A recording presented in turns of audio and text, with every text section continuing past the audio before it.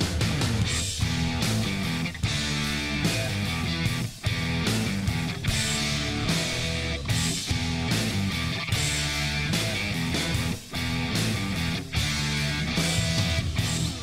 The following podcast is scheduled for one fall, and there will be no disqualifications.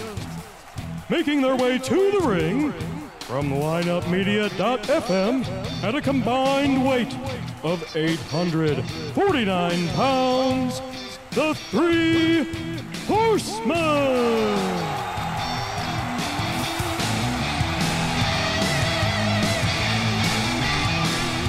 I see what you're saying now, E. If we had, like, somebody ringing the bell there. Oh, to start the show? Start the show off? Yeah. That'd be pretty cool. It would be. I can do that.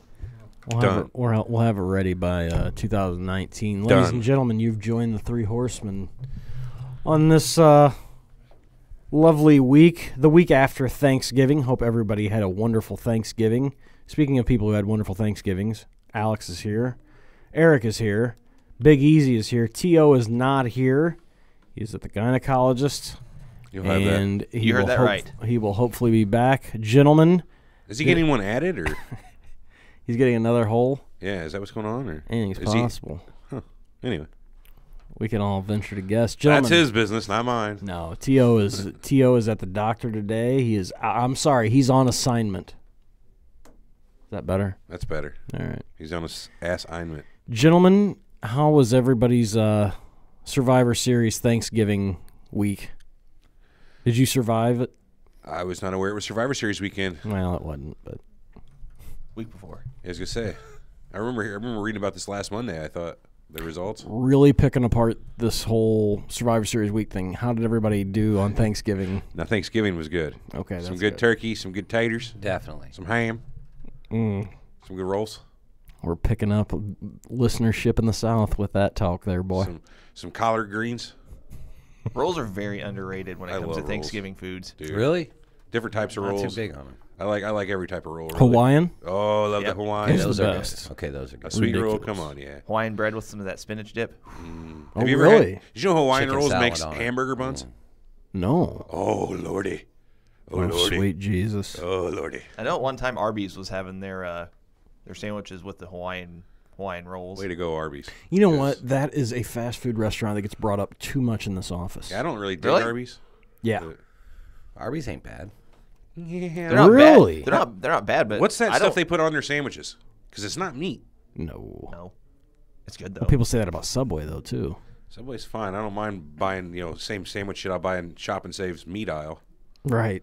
But Of which we no longer have in Edwardsville. sorry, Schnucks. Or what is it, Deerbergs now? I don't No, know. that's Schnucks. Okay. Two Schnucks right across the street from each other. Is that really? Literally? Yeah. Which one's going to go? Literally. It'd probably be the one that's on the east side, I would figure. The older one?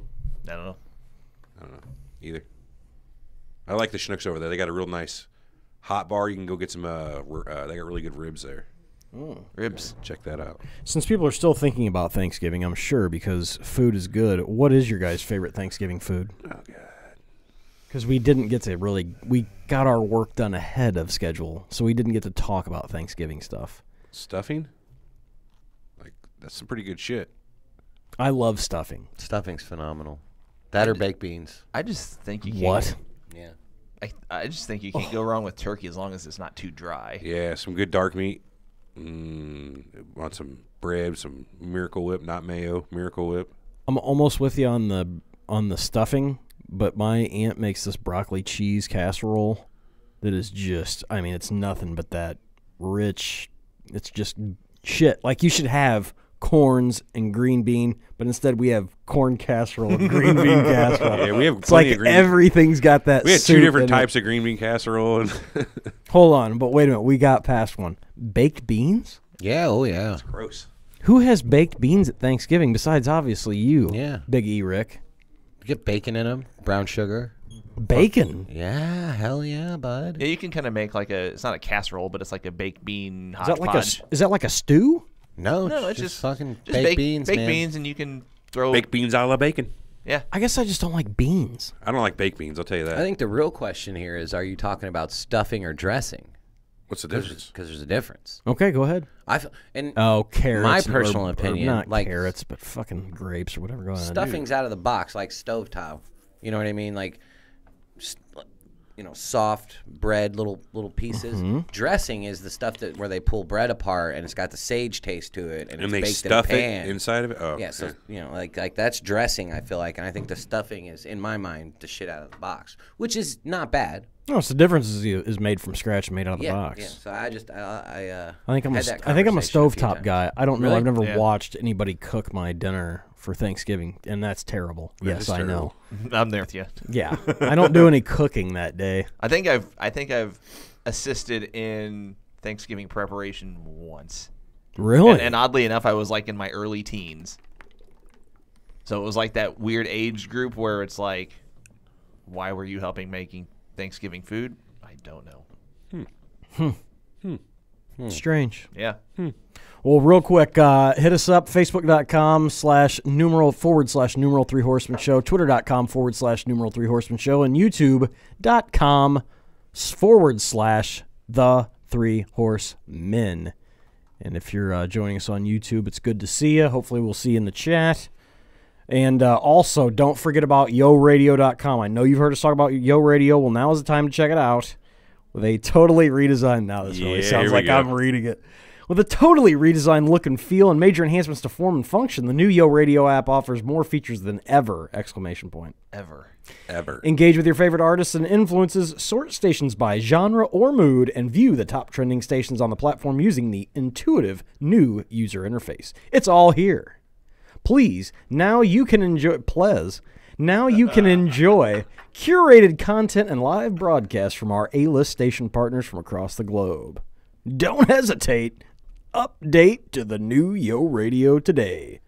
Go to the3horsemenshow.com /Yo Radio to download Yo Radio now. Awesome. You were borderlining there with like a monster truck radio announcement there. Sunday. Download Yo Radio. Oh, I've never done my radio voice for you, have I? I've heard you do like 3 or 4 of them. Yeah, there's literally every week. But I think like it's way funnier in the beginning. I think like 75-80% of yours have a foreign accent. They can. I can do all kinds of them. As we jump to that, real quickly, I know that Eric and Big Easy were not going to be viewers, but Survivor Series going back this year. What did you think of 2 matches? Number 1, Rousey Flair. So I went back and watched both, and I was very, very, very, very, very pleasantly surprised with Rousey and Flair from start to finish, how they booked it. I even liked the finish of it. Awesome. I mean, it was, there wasn't a clear-cut winner. Ronda won by DQ, but I think that was the best way you could have gone, given pretty much last minute you had to replace Becky with Charlotte, but they both still came out of that looking strong to quite strong. Yeah, so I understand what you're saying. The match itself was good. I mean, it was, you stayed engaged for the whole match. It wasn't, like you had parts where it's just like, they're they're putting on a submission move or a sleeper hold or whatever. It felt intriguing throughout the whole match. I love it because it didn't look choreographed. It looked dirty as shit. They fucked stuff up and just ran right through it. And I'm pretty sure Ronda Rousey's parents are Shawn Michaels and Wendy Richter, because she is the most naturally gifted athlete inside the ring I've ever seen. She is so good. It is, you can't compare any other girl to her. Woman to her, excuse me. It is ridiculous. Yeah. Well, what's funny, though, now I got to fucking watch. What's funny is that they did choreograph that match. That's fine. It didn't look like it. No, I know. That's what I'm saying, though. I'm adding to your point. Like, it looked like it wasn't. It looked like it was done on the fly. It looked like it was. It looked like it was done on the fly, but it was like it was natural for both of them. Yeah, it looked like they called it in the ring. Yeah. And that's why Rousey's awesome. She runs through everything. Everything looks real, everything except for when she does the punches spot where she starts doing the jabs and things like that. I don't like that. And she can change that. They can also change her eye makeup because that's just, I don't like it. Yeah, it's dumb. Yeah, we saw that in here, didn't we? Mm-hmm. But, and Charlotte Flair, I don't care what you say. She's that's A or 1A and 1B when those two get in the ring. Mm-hmm. And Charlotte Flair is still awesome. She's so much better as a heel. It's ridiculous. Mm-hmm. And they are just outshining the men. You guys, if you can, get on the network, go watch that match. I'm not kidding you. She's that good, huh? Flair gets a kendo stick out at the end. It's the best women's match I've ever seen. Yeah, her eye makeup is atrocious. Yeah, it doesn't make any sense to match her ring gear. She should stick to all black. She should stop the smiling gimmick. That that weird psycho thing. Yeah, it does not fly. Come on. Now that we've talked about that, Daniel Bryan, Brock Lesnar. About it. It felt similar to Lesnar's match with Styles at last year's Survivor Series, but it also, I don't know if you could have pulled it off the way that they did if Bryan hadn't been turned heel. But at the same time, what's weird about that dynamic is that he worked as a face during that match. Okay, you say worked as a face, but he hit the low blow to get to all the dirty shit. Right, but what I'm saying, worked as a face is, he okay, he didn't work as a face. He was clearly a crowd favorite. Well, obviously. I mean, but okay, I'll rephrase it. He didn't work as a heel aside from the low blow, but at the same time, you can go back and however many other matches where the faces in those matches hit low blows with the ref's back turned or the ref down or whatever. Yeah, I'm not going to go back and watch any other matches. That was my joke. Yeah. Anyway. It's looking to be a pretty good match from what the reviews are out there, though. Yeah, I mean, it was whenever you got past Lesnar's 15 suplexes and, completely dominating the first 10 minutes or whatever it was, Bryan hits the low blow, hits his running knee. At that point, I mean, you still knew the match wasn't going to end, but as Bryan kept getting more offense and he eventually got his I'm blanking on the name. Is the Yes Lock or whatever it's known as now. Right. He got that put in. For however brief a time it was, it actually felt like that Lesnar might actually lose this match because it's like you're thinking of that dynamic of, okay, well, Daniel Bryan's now a heel, and they're going to try to do something different with him going forward. So it's like, Lesnar might lose this match. What I think they should have done differently here, and maybe this isn't the best decision for long-term booking for Lesnar, but I think you should have had Bryan kick out of the first F5 and kept the match going because that would have further left some intrigue. Okay, Bryan kicked out of the F5, so technically he didn't pin him on the first F5. Pulled him up by his hair. Well, right. Okay, so it would have been the second one. But he should have kicked out of it, and that would have been like, okay, wow, Daniel Bryan might really win this match. But I don't know. Again, I thought it was a good match. I think you almost have to do Lesnar's shtick of dominating the first X amount of minutes of the match and then, have whoever he's wrestling make their comeback or whatever. But I don't know. I'm not on WWE's booking, so I don't. Well, I fucking loved it. So, God damn it, I love Bryan. I loved the way they did the whole match. Lesnar at the beginning was just suplexing this fucker on the back of his neck. He'd been out with neck problems. Oh, that very first one was like... Yeah, it looked like Bryan tried to land on his feet and didn't get over. Yeah. Oof. And the thing was, it's like... He's ragged on his ass. You told me ahead of time, before I'd even watched it, about the first suplex that Lesnar did. Even as I'm watching it, for the first time, knowing it was going to happen, it was still like, nasty, scary. But Bryan coming back, and the fans are behind him. Fans are into the match. He's got Lesnar on the ropes. Lesnar's selling. I don't give a shit what you say about Lesnar. The guy can still sell. He's the best seller in the company, no matter how long he's in it or how long he's been at it. And you don't like his style, and you don't like the suplexes. The dude can still sell for anyone, and he proved it. He's still a fucking man. I mean, he sells the most pay-per-views in UFC. He's the best wrestler in WWE. I mean, him and Rousey, they should be doing all their pub. I know that. And they may not be great talkers, but I'd still rather sit and listen to those two, or listen to them talk. Like, what would they be considered? Cyborgs? What are they? Androids. You got me. Androids. There you go. Well, that's just it. Cyborgs. That's just it. You don't have to hear them talk. I mean, I'd still want to see those. If I'm playing a football game, those are the first two people getting off my bus. It's the old saying. How good does that guy look? He's the first guy that gets off our bus. He may suck, but he's still the guy you see an intimidation factor. Those two are ridiculous right now and deserve all the pub and credit that they can get. So if you have 2 matches to go watch, go back and watch Survivor Series from this year on the network. Watch those 2 matches if you didn't see them. If you don't like current wrestling, or if you do, go watch those 2 matches. Okay, here's the other thing I wanted to get to, and it happened while we were gone. You guys know who Bill Maher is? Real, you guys don't know who Bill Maher is. That show on HBO? Real Time with Bill Maher. He's a politics guy. Heard of him? We went through the elections. It was a couple months ago, but Stan Lee passed away, and we had talked about that. We were kind of gone last week. In case you listened to our show last week, it was done the week before. We got all our work done, and that's my phone. So what Bill Maher said, and this applies to this group here. When Stan Lee passed away, he said, this isn't, and he was generalizing, and I want your guys' take on this.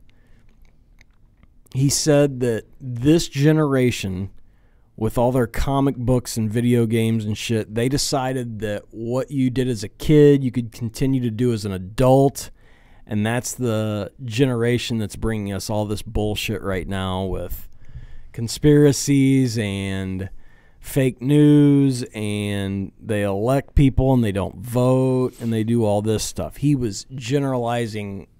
He went on an anti-millennial rant, it sounds like? Basically. Yeah, that's never a good idea. What do you guys... And the same thing applies, to wrestling. Like, the things that we like now. Is there a time that we're supposed to stop? I don't know. Whenever you're done with it. If you're still into it when you're 40 years old, fucking watch it. Who's going to tell you not to? That's what I feel about it, too. I mean, you can listen to people like Bill Maher decide how you should handle your off time and your leisure time, or you could just go out and do what you want to do. Well, I don't... You could have people like Bill Maher tell you that it's a waste of time, right? Like conspiracy or cartoons, that is a waste of time. But that joke fell flat. Never mind. Well, okay, so it depends on. Okay, if we're just talking in terms of any kind of media, so what's on TV, movies, whatever. If you're trying to appeal to a demographic. So I'll back up a second. So you've got Cartoon Network, but they've got do they still have the Adult Swim on there? Okay, yeah. So you're really going to tell me that this Adult Swim is still marketed to kids?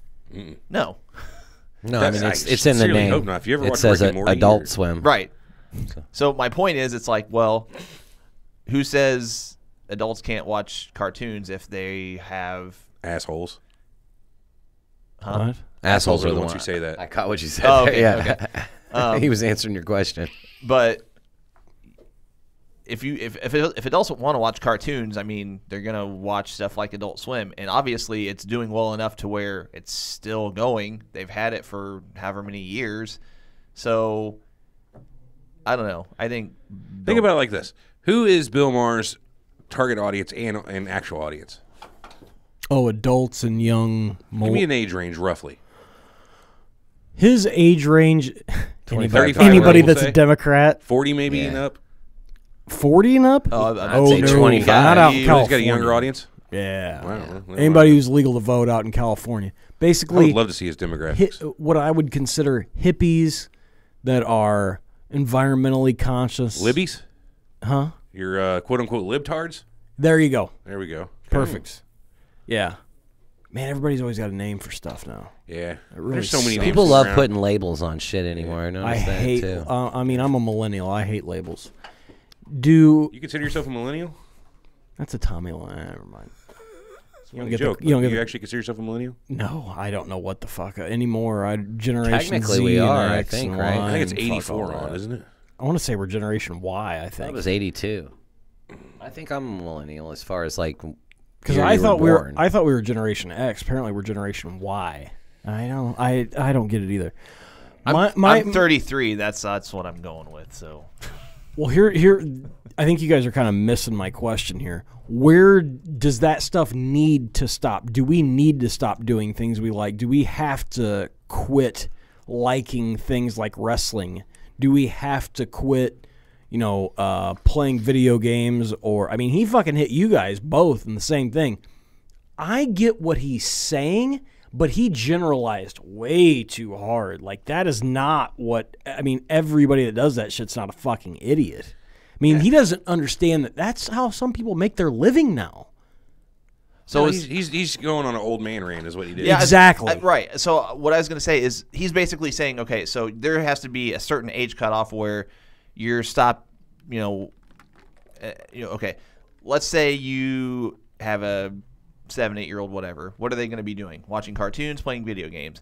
As they get older, they're going to still be, watching TV, but probably watching less cartoons, maybe pro wrestling, whatever. Probably still going to be playing video games up until maybe they get into high school. I'm saying from Bill Maher's perspective. So fast forward 10 years, in his opinion, okay, these people shouldn't be watching pro wrestling or pretty much they shouldn't be watching anything on TV unless it's the news. Yeah, they should stop having fun and become complete fucking stick up their assholes. That's kind of the gist I'm getting from, and I didn't watch whatever Bill Maher's rant was. Well, I don't think he said it on TV. This doesn't really have to do with him. This is what that generation thinks of our younger generation in general. Yeah. This is what he's saying has brought on what's happening now. But to be fair, doesn't every generation bag on the following generation? Totally. I mean, it's That's nothing kinda new. like- It's just finally ascended to that point in his life where it's time to really bash the people younger than him. No, I get it, and that's why I always say people who are pissed about, they're like, oh, everybody gets a trophy. That's what these guys are now. Everybody gets a participation trophy, and I'm like, you really give a shit? That's what matters to you? Yeah, that's and bad. all it makes me think is the people sucked at whatever they did as a kid, and they didn't get a participation trophy, and they're pissed that they didn't get one. You fucking pussies, get over it. Who gives a shit? Yeah, stop worrying about other people's shit and worry about your own. Exactly. That's what I take from it. I think Did you get your first, second, third place trophy that you wanted? Okay, good. Now don't worry about the shitty team over there who will never win, but did finally get a trophy to feel a little bit good about themselves. Does that hurt you so bad that these people get to feel good? I don't even care about that. I'm saying, God damn, it's always the people that sucked at shit that act like it's the end of the world when they're really mad that they didn't get what these people are getting. Not to get off on a tangent, but what's really funny is that local youth sports have been giving out participation trophies since the 80s. And it's like, I received many participation trophies. I mean, it seems like within the last few years, that's become like a big deal. Like, I don't understand why all of a sudden it's why it's even a story. I think people really need to stop bagging on this generation right now because I think they're actually pretty good at what they do. I think they're pretty good at managing it. Okay, now I know. Well, go ahead. Actually, go ahead. Go ahead. Say what you're going to say. I just say that their work effort sucks dick and they don't understand a 9-to-5 type of job for the most part. You know what I mean? Other than that, they get shit done. I'm not going to lie. I agree with you younger both. I kids. feel like you've got two ends of the spectrum. You've got that's those. fair. You've got. I'm those generalizing. I'm way generalizing again, but you've got those that work. that's what we're doing. You've got those that work really hard that are good at what they do and or enjoy what they do. But then you've got those others that are just like feel like they're entitled to stuff. And I don't even know how we got on this tangent, but. Oh, they're talking. He was saying that Stan Lee brought all this shit on by making it okay to like things that you should have left behind as a child. Goddamn, Stanley. And to that I say, Bill Maher, How go fuck dare yourself. he make That's kind of the point. storylines That's in kind of comic what I was books? hoping to get from you Yeah, guys. fuck that guy. How How about fuck that how guy? dare Stan Lee make intelligent storylines in comic books that appeal to a broader audience than just 8 to 10-year-olds? You know, how I dare he? agree. Yeah, right. I think that is not even close to the problem with people. No. Like, and again, I go back to this generation. I say their problem is they have ADD, but now I think everybody does. What's the instant gratification of be on dial-up internet. If you think about it. No, I totally agree. I can't watch anything on TV without having my computer going with something else going on. It's how. You don't have to go to the library to look up a fact anymore. Things like that. It's like, you can have it now. I'm going to have it now. And if you keep me from having it now, fuck you. It's my money and I want it now. It's my money and I want it now. I want it all. Stagey Wentworth's fault. Oh, yes. 877 cash now? I don't think we really got to where I was trying to get with that. I was trying to incorporate wrestling and some other things, but hey, that's what happens. Well, okay, my short answer to that, though, is no. Like, if the product is still good, why does anyone of a certain age group have to say, okay, I'm giving up on professional wrestling? I gave up on it when I was younger because I thought the product was awful. Didn't interest me anymore. Yeah. I think you should give up on something if legitimately you don't like it, if it doesn't interest you. You shouldn't have to worry about what other people are going to think or say. You shouldn't have to worry about your age. Do what you love to do. Period. I'm down with that. And if you're not, we got 2 words for you. What are those? Those were like. Well, I know what they are. That X thing. I was hoping someone else would complete it. Anyway, continue. Well, gentlemen, in that case, let's get to our main subject and topic of the show. And don't forget, Yo Radio.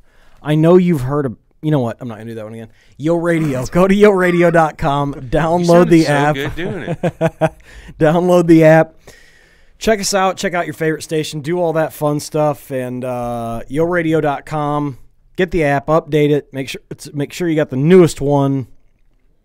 And check out all the stations. I have a thought. I have a thought on that read. Is there a reason we can't get Brian to just like throw it in? It needs to be an end of the show. Record that and then just hit play or something to where it can just, I don't know. Or if we just keep that to the very end of the show. Thinking out loud. Alex, I'm looking at that belt there that you got in front of you, and I know you normally don't explain them till the end, but that looks wildly uncomfortable. Why? Because it looks like it would hurt your package, your junk down at the bottom. You know what I mean? Like how it's. Does yours stick out weirdly like that? No, but they usually ride right here. You know what I mean? And I feel like that bottom would just be fucking digging in. Normally, like if you flipped it over, the shape would be. Let's tell them what title it is. Yeah, anyway. Yeah, I'll get to that. This is the third and final version of what was the NWA Mid-Atlantic Heavyweight Championship belt. You were saying yesterday that Angelo Mosca Jr. held this belt. Mm-hmm. He actually had the one before this. But he did hold the Mid-Atlantic belt. Yes. So in Mid-Atlantic's dying there days. were only 3 or 4 guys that actually had this version. So it was Khrushchev, Sam Houston, Attababe, and Ron Garvin. I think those are the only 3. Maybe I'm missing one. You know how Sam Houston beat Crusher Khrushchev for this belt? Khrushchev had a legit injury in the ring or Tore something. his ACL in the ring. Bummer. On TV. There was a rarity that they would defend the title and make the change on TV. Even the TV title they weren't changing in the 86, 87. Ooh, it was bad. Oh, Black Bart. Of course, Black Knew I Bart. left Dude, one if out. there's ever a fucking question that we don't answer, look at my hair right now. It's pretty sweet. Yeah, this title that belt does extend a little towards the dick there, doesn't it? That's what I was thinking. I was thinking if I wore that, it would be uncomfortable. I might get rubbage. Hitting the dickland. Yeah, like, but if you turned it upside down, doesn't it look like it would be like a normal shape upside down? Maybe you cracked the code on what they wanted to do different with this belt. Maybe they wanted to just fucking castrate every guy that wore it. Like where your head's at, Eric. My head's nowhere. should Google Black Bart with this belt. Oh boy, I bet it's tight, or I bet it's over his shoulder. Nope, Oh really? it's around his waist. Oh boy. It looks Fine. Yeah. Yeah, they wore him high. Smart man.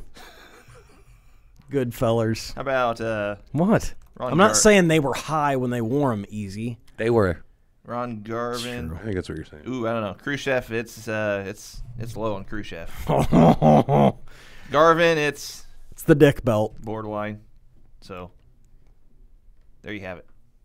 Always good to hear from you guys over here, am I right? Thank you. Suspicion confirmed. The belt will cut your junk off. Oh, Sam Houston, but he doesn't have it on. He's the smart one. See? Sam Houston. Sam Houston and Baby Doll for the win. Okay, we're here to talk about Blade Runner Rock, also known as the Ultimate Warrior. The power of the Warriors, I've heard the phrase coined. I will hold my judgment on Warrior till the end. Gentlemen, when you hear the words Ultimate and Warrior next to each other, what are your first thoughts? Big Easy. Burrito. You said first thought. When you hear Ultimate and Warrior, is there an Ultimate Warrior burrito? No, but I'm what just being the honest. fuck was that? I think Was that me? I don't know what that was. There's no way. Go Must ahead. be. Anyway, burrito. Nah, I mean, that's just the first word that came into my mind. What do I think of when I... Intensity. How about that? Intensity in 10 cities. No, we're not talking Cheap Trick here. All right. We're talking Live a at the maniac Budokan? who runs down the ring at 500 mile an hour, attempts to shake the ring apart by the ropes, and then threatens. Then proceeds to have, What's the first thing Okay, you but think of? One word. Psychopath. He's crazy for sure. Wow, that pretty much took care of it. I think of his theme music. Yeah. Dun, dun, dun, dun, dun, dun, dun, dun. Yeah. Yeah. Never fucking played that one. One I would have got, Alex. Yeah, everybody gets He's played that one before. Oh, we definitely have. You just weren't here that day. Oh, I can. You were busy. I've been busy. Yeah, that one. That day we played Ultimate Warrior. We played Harlem Heat. We played. Oh, it was Doink. that day, huh? Well, let's talk about Jim Hellwig, born James Bryan Hellwig on a date. He was born June 16th, 1959 in June 16th, 1959. in parts unknown. That is the exact date and year my aunt was born. I'll be damned. Actually, it's Crawfordsville, Indiana. Right next to parts unknown. Parte Anune. Oldest of 5 children raised by his mother after his father left the family at age 12. He got into bodybuilding. He became 1984's NPC Mr. Georgia. I can believe that. He was a juiced monkey. Yes. And continued to do some bodybuilding before somebody probably saw him in a gym and said, "Why don't you wrestle?" And one of those guys was Steve Borden. That's where they created, was it Power and Glory? Was it? What was the name of that? It was 4 of them, right? They created a stable. Power Team USA. Power Team USA, that's right. Oh, they were Power Team. You should see them What's the work insinuation? in Memphis. Yikes. Wrestled as the Freedom Fighters in Memphis's Continental Wrestling Association under Dutch Mantel. You should definitely YouTube some of that stuff. And they became the Blade Runners in Mid-South under the guidance of the one and only Bill Watts. Blade Runner Rock is what Hellwig went by. And you know Borden is Blade Runner Flash, who later became Sting. He also made a mint in the butter industry. I don't know what that means. Borden's Butter. Come on. You guys ever heard of Borden's Butter? No. I don't think that's the name of it, though. Pretty sure it is. But carry on. Anyway. Yeah, man. The reference. T.O.'s not here, but it feels like he's here. I'm trying. Is that what trying is? All right. Yes. Borden's Butter. Borden Dairy, man. So if you guys saw any Blade Runner stuff, not the best look. They tried to make them the Road Warriors, but just a bigger, more jacked up version. Around this time, they're starting with the Powers of Pain. Here come Demolition. You got the Blade Runners. Blade Runners don't last. Wasn't there another team? Am I forgetting somebody? Road Warriors, Demolition, Powers of Pain, Blade Runners. Am I missing somebody? I don't think I'm missing anybody. That should be it. That was it. God, that's enough, isn't it? They were spawning guys just like the Rock and Roll Express and the Fabulous Ones and the Fantastics and everybody else. They were looking for those bookend tag teams. But apparently it didn't work out, and Hellwig leaves UWF, goes down to World Class, and wrestles under the name. Give me it, Eric. Oh, come on. I don't know, man. Big Easy. Dingo Warrior. The Dingo Warrior, who ate your baby. He did. He The first wrestled 3 for of them, $50 actually. a night. He did. A lot of would've paid guys him did that back much. then. Not a great place. If you go down to Texas and work, and I remember him as the Dingo Warrior, and I kind of liked him. He had a mustache. His hair was shorter. Didn't have the long flowing locks that he would gain in the WWF. But I like the Dingo Warrior down in World Class. He feuded with had some Rick nice hair. Rude. Anybody else I can think of on here? Rick Rude was the big one. Yeah, Rude was his main competition, and that's a thing that if you know about the territory stuff, when they went down to WWF or went up to WWF, they would grab the guys that worked together in certain territories, and they'd say, "Hey, okay, you guys work on the road. You guys already know each other. You got here, make this look good. We need good preliminaries to get to Hogan or get to Savage, whoever your main event would be." But I can tell you this from memory. Warrior makes his debut in Houston on just like a third show. I think it's on the network. But comes in as the Ultimate Warrior. No dingoes. He wanted the Ultimate Warrior. Mm-hmm. So, what do you guys... There's a good story about that whole how the Ultimate Warrior thing came around, too. You know what? It's on Wikipedia. I mean, read Wikipedia. So he came into WWF as the Dingo Warrior. He wrestled a few matches and then moved to Ultimate Warrior? Yep. Yeah, they didn't really change names. Nobody really had copyrights on that type of stuff until McMahon, hit it. I mean, Fritz obviously wasn't slamming down copyrights on his wrestlers in World Class. Right. Well, it's funny on the Self-Destruction DVD where Bruce Pritchard's giving the story about how they came up with the name. Right. And he's doing his Vince impression. Which is good. It is very good. Because you had Kerry Von Erich, the modern-day Warrior, then you also had the Road Warriors. And Vince is like, he's more than the modern-day Warrior. He's more than the Road Warriors. He's the Ultimate Warrior. Pal. pal. It always ends with a good old pal. Everybody's a pal. But they really shot this guy to the moon, and it was rather quick. I know he did some pose down stuff with Hercules. He had a feud with, and Jesus, it was dreadful. Watch their match at WrestleMania 4. I will not. Oh. I will not ever again. I think the pose down, the first pose down, was that with Rude at the Rumble in '88, or was that with Hercules at the Royal Rumble? I'd actually. He did his pose downs with Hercules. I just don't remember the event. Yeah, they were dreadful. But he gets through all this stuff and eventually gets to SummerSlam of '88. And did Beefcake get hurt? Yeah. Yeah, a substitute for the injured Brutus Beefcake, defeating the Honky Tonk Man in a 27-second squash That's whenever match. Honky Tonk lost his title after his long run. Yeah, so they put a fucking rocket on this kid pretty quick. And obviously work rate was not an issue. Your guys' thoughts on Ultimate Warrior's work in the ring? Doesn't matter because he sold merch. Drug-fueled. Didn't matter because he sold merch. Well, that's definitely a Vinceism right there. I was going to say, that's the truth of the matter. Yeah. We got to talk more about this guy's work. Well, so you didn't really. Okay, I say you. I'm talking.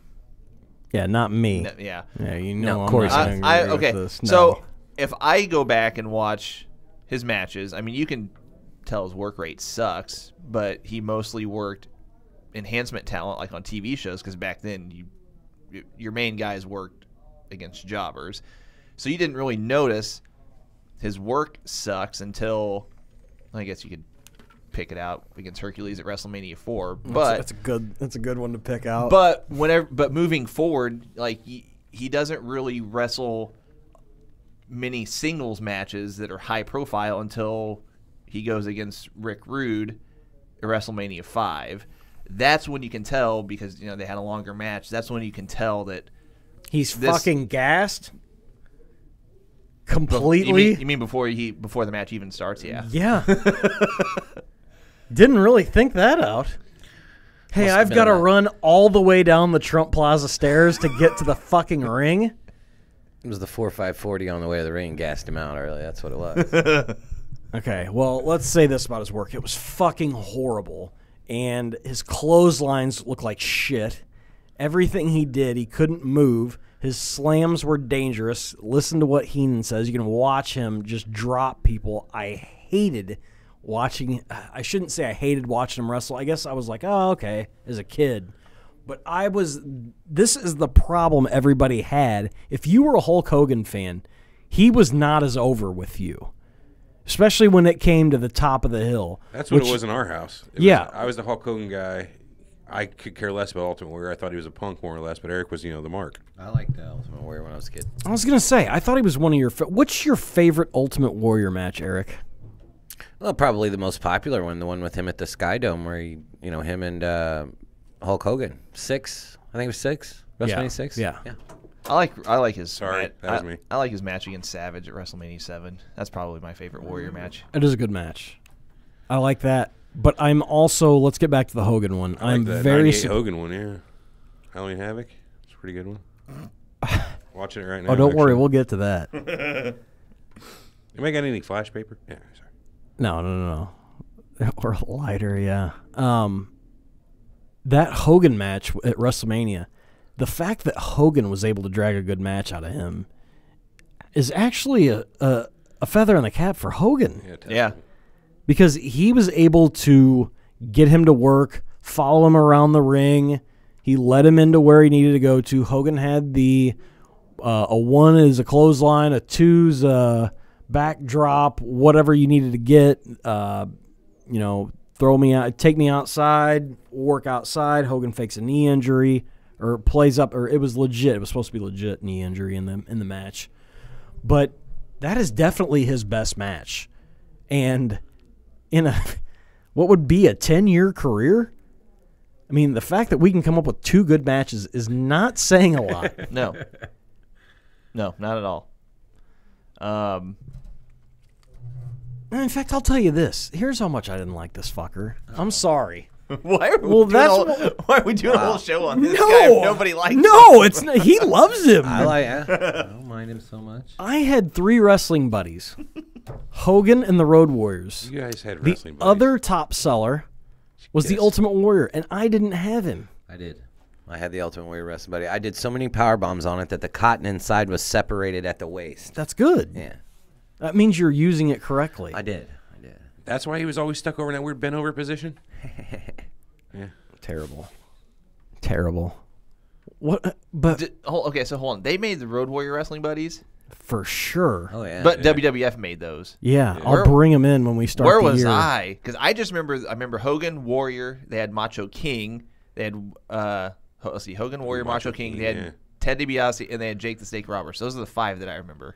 You need to get your ass to fucking Toys R Us. Oh, they had a they guy- still have them. No. No, I had my WWF microphone. Oh, I had some good stuff, and then it all went to shit all at once, and it all came to a brutal end. They had Looks these like coloring books, dude. I there were colored 6 the shit originals. out of these things. You missed one. Big Boss Man. Really? Oh, I forgot I Boss remember Man. the Big had Boss it. I Man. didn't yeah. know that either. It was Hogan, Warrior, King Savage, Jake the Snake, $1 Million Man, and the Big Boss Man.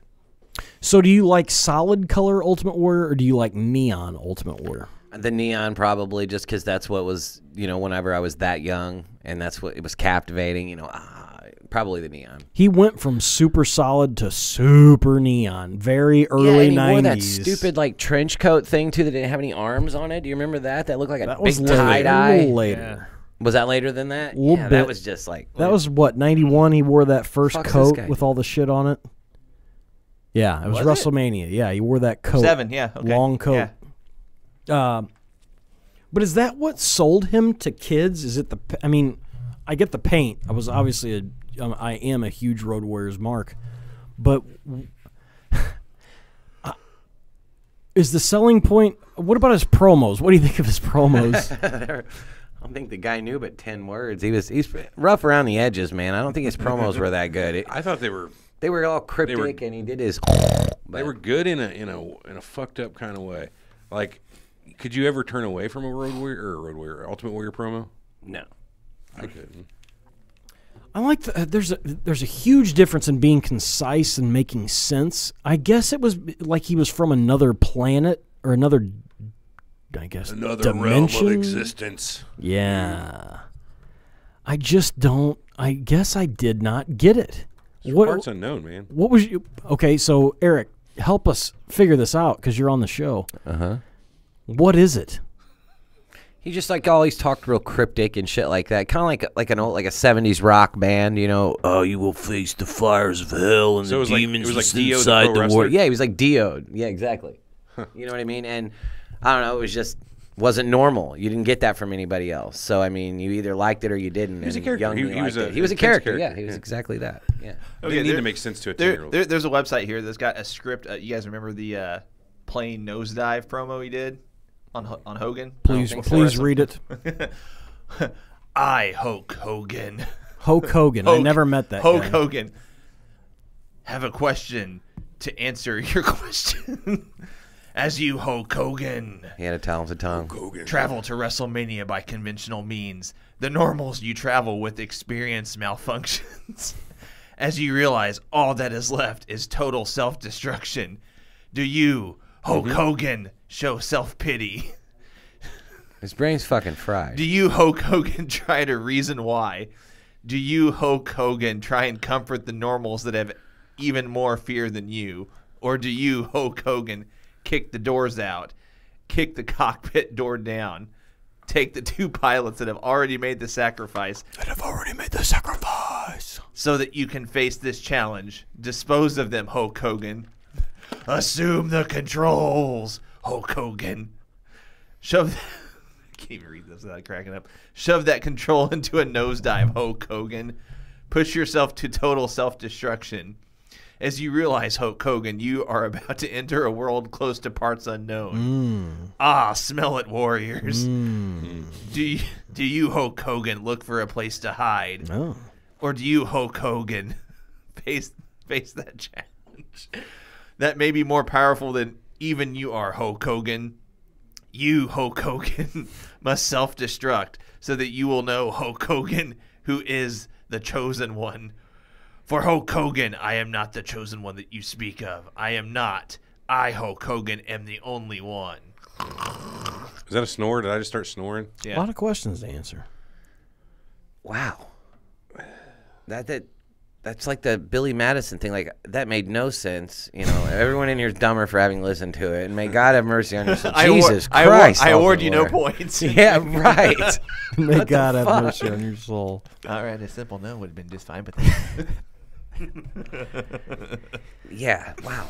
Yeah, they strapped the rocket to him. That was Vince's guy. He thought he was the new Hogan. Vince has had plenty of fuck-ups like that. Let's be for real. Yeah. Although, boy, people look back at him with a bit of umbrance. I mean, he is loved. The people that love him love 7-year-old me was just fucking, he's the man. You know what I mean? But his gimmicks are pretty terrible. Oh, I can tell you this. I had buddies that we watched the pay-per-views in that 98 era, and when the rumors started circulating that Warrior was coming to WCW, they're like, oh, my God. This is going to be the best thing ever. You know what I mean? They're succumbing to hype. I understand, but people that loved him loved him. It was almost it didn't even near the Hogan love, because everybody either loved or hated Hogan. You either loved Ultimate Warrior or you were indifferent about Ultimate Warrior. It wasn't a hate. It's, in fact, that's a better word for me. I was just indifferent. I was like, yeah, whatever. Honestly, yeah, because how could you hate the guy? It wasn't like he was like, well, you know what I mean? Yeah, He didn't, fast forward and I'll give you a few reasons. But mean, yeah, go ahead. I mean, no. Keep going. Well, I was that wrestling, my though. joke. You know what I'm saying? Like, how do you hate that guy? He's not like he's just fucking weird. He's crazy, but he's cool. He does the whole running thing, and he fucking talks nutty as shit. And it's like, yeah, you know what? I like him. Well, you've got the dynamic too. I mean, we were all kids at the time, so it's like me. I was a Hogan guy, but anyone else that was, you know, a face or a good guy, it's like, yeah, cool. You know, you got Ultimate Warrior. Who else was? Coco Beware. Yeah, I love Coco. You had Von Erich around this time. Yeah, Texas Tornado. You had Big Boss Man. Beefcake. So it was like, I just looked at him like any other good guy. Yeah. So Favorite Warrior moment? Any? Okay, don't make me first. All right. I'm telling you. I'm saying throw up from Papa Shango's fucking magic spell, the green shit that he did out there by the ring. That's probably my favorite. But anybody? Yeah, I mean, if I had to say, I would say the time when he gorilla pressed Hogan. I thought that was probably his best moment ever.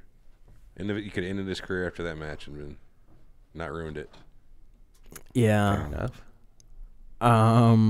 Alex? I'm thinking Favorite. I love the end of the SummerSlam 91 match where they're wrestling and then Warrior chases the guy to the back And then Hogan pinned Slaughter. That's my favorite. I love that time the WWF thought they could get away with just putting another man in the Warriors' makeup and putting him out there. I know that never happened. Oh, let's go conspiracy theory. That's the big rumor. That's, again, in one of the articles I read, they still say that's like the biggest, rumor that ever happened in WWF. Which is horrible. He just got off the gas. I don't know. Okay, so I don't know if this is my favorite moment or not, but it's one of my favorites. Whenever WrestleMania 5, where Heenan pulls Warrior's foot and held on to it, and Rude pins him and wins the match. Yeah, it's a good moment. I didn't like the moments that preceded that. Whenever Heenan gets dropped on his head, but yeah, never good. That's the thing. Didn't he have a series of matches with Heenan? Like the Weasel suit match, yeah. Yeah. Did a few. That's when they were putting the rocket on him. And I don't know if it was just because of the war, and you could say a lot of things, but they unstrapped the rocket and put the belt on Slaughter as an Iraqi sympathizer in 91. Mm-hmm. And his run was really about 9 months. So that was his WWF Championship run, 9 months long. And he goes in and has that match with Savage, and I love that match. It is a really good match, very much because of Savage. Yeah, I hate the ending of it, though. Why? Oh, the foot on him? Yeah.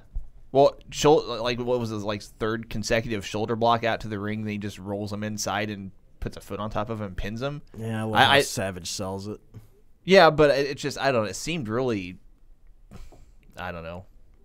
Do you really care that, or I mean, this is where wins and losses don't matter, because of the reconciliation with Elizabeth after it. That makes it, it's like he didn't even lose the match. Well, yeah, I know. Watching it at the time, because that was 91. Maybe. Well, yeah, I know. I'm thinking that was probably like the third pay-per-view I watched live as it happened, and then all the other ones before. Like I've said, I went to the video store and got the old school VHS tapes and watched. God, I miss doing that. Every, back to Mania 1 even. So watching it at the time, I didn't really think anything of it, but it's like going back and watching it now, it's like, why did they end it that way?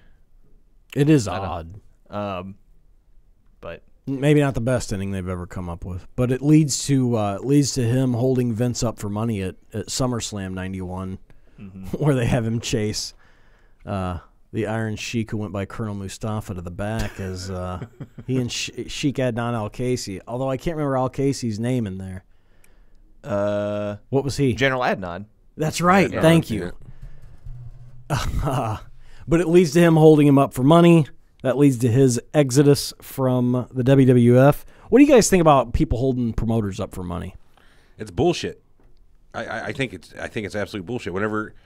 If they owe you, sure, pay them. But if you're just trying to get more money out of them and no showing or doing shitty matches or working stiff, it's a shitty negotiation. Yeah, Brody tactic. Was known for this. It's a shitty negotiation tactic. You know what I mean? It's business. So if the promoters were good at what they did, they'd have made them sign a contract. And if there's a contract, there's nothing they can do. They can't bargain for anything. They can do shitty matches. They can do all kinds of stuff then to you let fulfill, but only do it to the minimum of the letter of the contract. Yeah, I think that's shitty in any business to do that. To hold a person that you're supposed to be doing business with over the coals for a better position, I think that's crap. I think you're a bad person for doing it. Yeah, well, he got bit by a snake in the face, so. I guess he. Shit, I forgot about that. So did I. I just read it on Wikipedia. I'm like, oh, I forgot all about that. We totally left out his little mini feud with Andre too. Oh, took a clean loss on that one. Here's the day I found out that they ran matches the exact same in every town. So we are at the old Checkerdome. We do this show in the St. Louis area. We're 8, 9 years old. We're watching wrestlers come in, and then we went into the arena. There used to be this long, sloping downward. If anybody's from St. Louis, you'll know what I'm talking about. That went down into the Checkerdome, also known as the arena. And that's where everybody pulled in. And this guy was, he had just come from Ohio, and he had been in Indianapolis. Or I think he did like Cincinnati, Indianapolis, Chicago, and he was down for St. Louis. And he's like, you guys want to know the results of the matches? And we're like, what? I was like, yeah, I'll tell you what happens tonight. And we're like, and we had an adult with us. He had taken kids to go see all the wrestlers come down and go to the matches. And the guy goes, Ultimate Warrior beats Andre in about 30 seconds. And we're like, what? He goes, yeah. Hey, That get sucks. to that match. Oh, he gave us the whole card. In fact, I think Bret Hart and Kurt Hennig wrestled on that card. What an And asshole. I don't remember that match. Hey, Ultimate Warrior runs down to the ring, runs underneath Andre, slid into the ring, came, clotheslined him once, clotheslined him twice. Andre went down, and he pinned him. And we're just going, oh, no. Because we kind of knew it was fake. I mean, we're still 7, 8 years old. Right. I mean, you still almost maybe have a little bit of that belief in Santa left. And maybe that's where my skepticism of the entire business came into play. God, my hair looks good today. The only thing I remember about this, well, from stories I've heard about this arena, the only thing I remember is that somebody, I can't even remember who, someone had a concert in like the late 70s there, but there was like a lot of traffic issues because there was like an ice storm during the concert, so everyone Sammy Hagar. Was it? Big show. Is that all you know about the arena? Yeah. God, place Well, was that's fucking and that's awesome. when St. Louis had an NBA team, What? wasn't it? No, they had a No? soccer team. The St. Louis Steamers. Hold on. What? Hang on. What is this NBA guy? team. I didn't know they ever. And that had Hagar concert was 83. Yeah. I thought it was the late 70s. St. Louis had an NBA team. one. Did they? Yeah, about 70 years But ago. they didn't play at the arena. Oh, they did. Well, that's what I'm saying. Like, Not at the time that you're talking about is what I'm saying. no, right. I'm saying that's the other thing I remember about the Checker Dome. No, St. Louis had a huge soccer following. We had the St. Louis Steamers, Daryl Duran, Slobo was the goalie. Anyway, yeah, that Ultimate Warrior Andre feud. Hold on. Ted Nugent, Sammy Hagar, December 6, 1978. That's the ice storm? Yeah. Not 83. During the show, a massive ice storm hit St. Louis, and concert goers left the venue to find everything covered in a thick glaze of ice and serious traffic issues. I'll be damned. Maybe the 83 concert's the one on YouTube then. I know it's at the Checker Dome, which I always called the arena, St. Louis Arena. Led Zeppelin played there. Shit, yeah, man, that place was awesome. It used to shake. Ooh. That doesn't sound good. Oh, no, it was great. Smoky. Oh, St. Louis Hawks of the NBA, occasional use, 1955 to 68. because they played at Kiel Auditorium. Yeah, whatever. Continue. Where were we at? Andre, Warrior, Checker Dome. They gave away the match. Yeah, that shit freaked me out. What would you guys have done if you had heard that? Cry. Yeah, I didn't cry. I was pretty fucking close. I saw plenty of matches at that place. It was great. And saw matches at the Kiel Auditorium, too. Great places. In case you don't know them, look them up. Where was that match where Andre actually got the win over Warrior clean? That was overseas somewhere, wasn't it? Italy? I have to look that up. I don't know. I think it's in Italy. Check his Wikipedia. God damn it, E. Now you got me doing it. Wiki? Wikipedia. Wikipedia. Let's fast forward. His return. It's in Italy, yeah. Do you remember the singlet when he came back? Maybe this is why people thought. Oh my God, yeah, the flesh color singlet. What was that? It was like it had like El Gigante's like flesh colored muscle. I was about to thing. say it's like Yeah. Giant Gonzalez. Yeah. Same deal. It's horrible. Not a good look by any means. And it had a Warrior logo on it. It was about the only thing that was colored non-flesh on it, right? If I'm not mistaken, on the back. Yeah, it wasn't. Trying What? hard to forget it, but here it comes all back. Well, he was off the. Oh, I don't know if he was off the roids, but he wasn't as big. No, he was totally off the juice. You think? Yeah. Completely? I take that back because he got popped again. That's why he got, that's Was why he got ever suspended. off the juice? I mean, ever. I remember he had the SummerSlam match with Savage for the belt, and then I don't remember seeing another thing.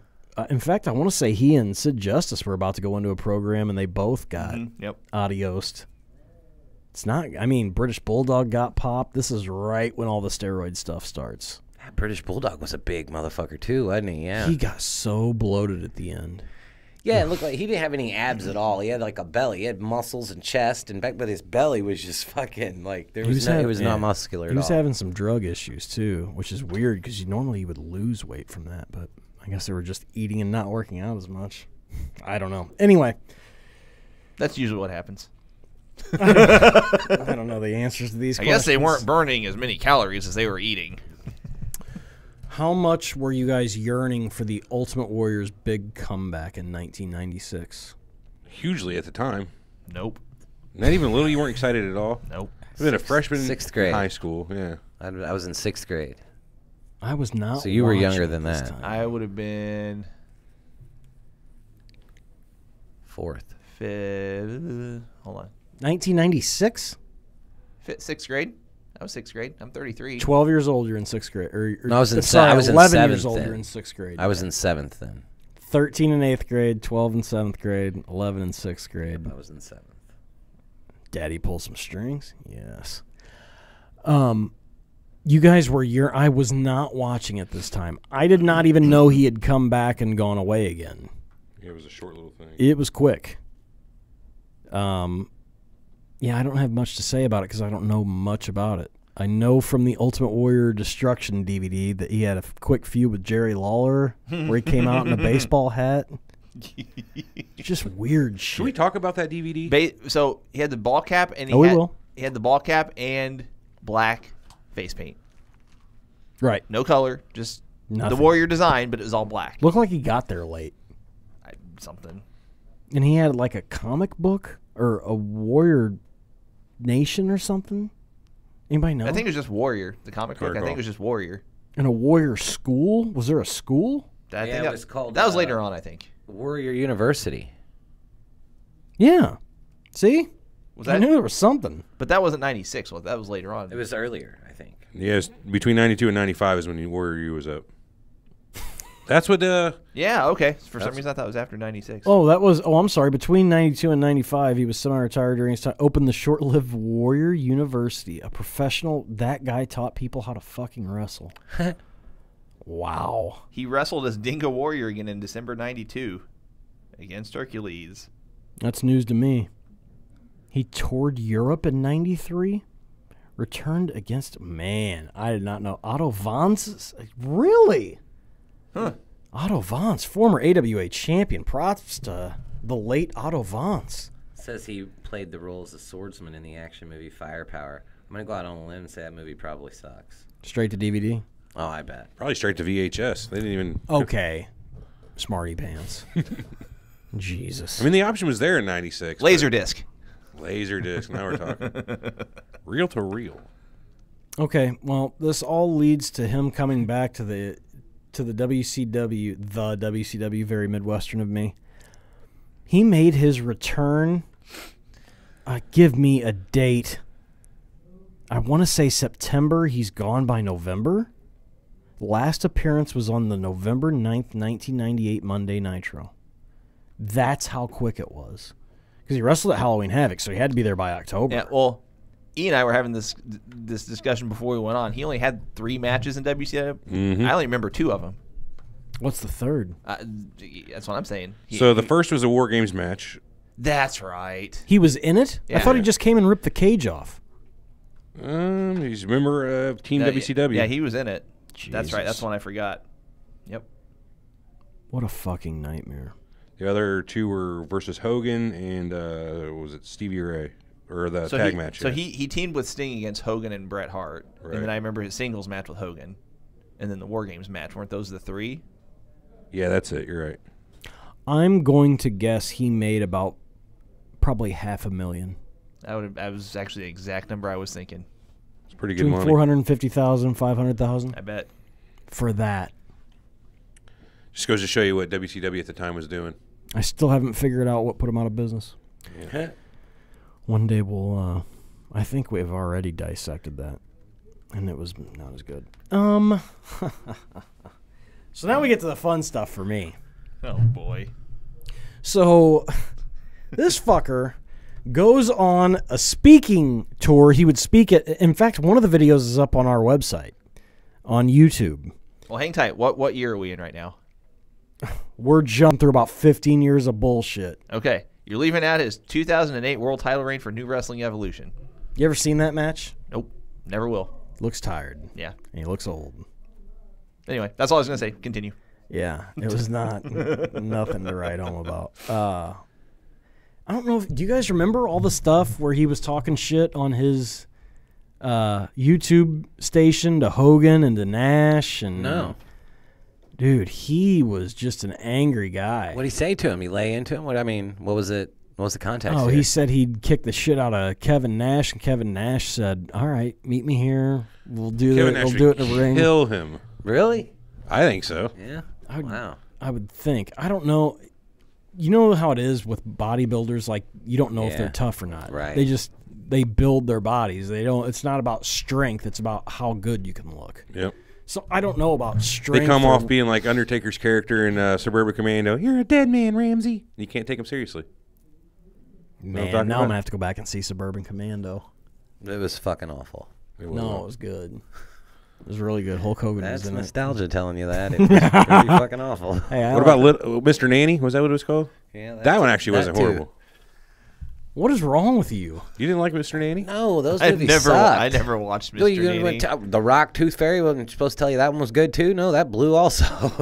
Maybe if they would have put Ultimate Warrior in Suburban Commando, then maybe we'd like it. Maybe. The only two movies I have ever seen with a professional wrestler starring in the movie No Holds Barred. Suburban rip Commando. them. Those are the only two. What was the other Suburban Commando? Yeah. Wow. You haven't seen any of the Rock's movies? Nope. Never, Ever. not one. Ever. Never seen the I I knew rundown. Jumanji Shut wasn't the fuck bad up. though. I watched it. He was the star in it. It was pretty good. I'm not saying I've purposely not watched it. I'm just saying I've not watched any of the Rock's movies. You've never seen a movie with The Rock? I'm going to toss this out there. Slumber Party. If he's the Rock movie marathon. If he is the if he is the star of the movie, I don't think so. Rundown? You've never seen Gridiron Gang? Rundown I've not seen. Gridiron Gang I've not seen. You've never seen Walking Tall? Oh, that was a good one, Walking too. Tall was fucking good. Never seen Walking Tall. I take that back. I've watched like 20 minutes of it.